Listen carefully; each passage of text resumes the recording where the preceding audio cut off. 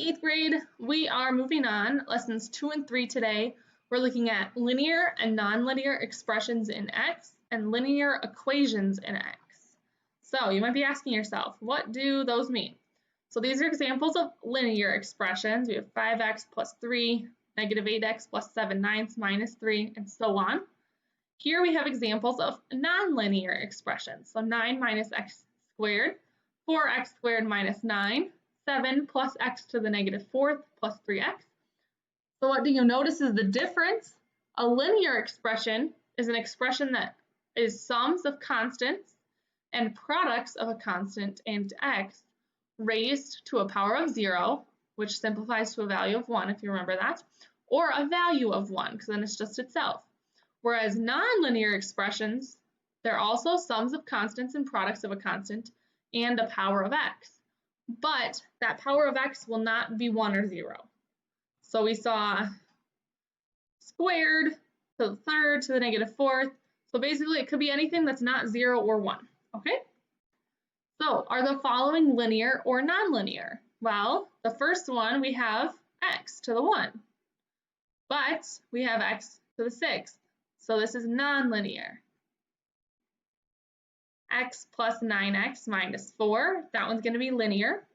Here we have 5 plus 9x times 7, that's going to be linear. And here we have 10x squared, so we know that's going to be nonlinear. That is going to be on your assignment. You're going to need to identify whether it's linear or nonlinear. Next, looking at equations. So what's the difference? An expression does not have an equal sign, whereas an equation is usually two expressions, because an expression could be simply 4. Separated by an equal sign. It's showing equivalence. See, so your equation might be 4x plus 12 equals 7. I don't know if that actually works, but just an example, okay? So here it says, is there a number, x, so is there a number that makes the linear expression 4 plus 15x equal to the linear expression 49? So is there a number that makes those two equal? So we can figure that out by simplifying the equation. We subtract 4, then we divide by 15 and we end up with 3. So now we have to check that. 4 plus 15 times 3 does equal 49, okay? Now it's asking if 5 is a solution. So now we're going to plug 5 in and go ahead and, so to speak, check that already. So 8 times 5 is 40. And then here we have another 5, so is negative 35.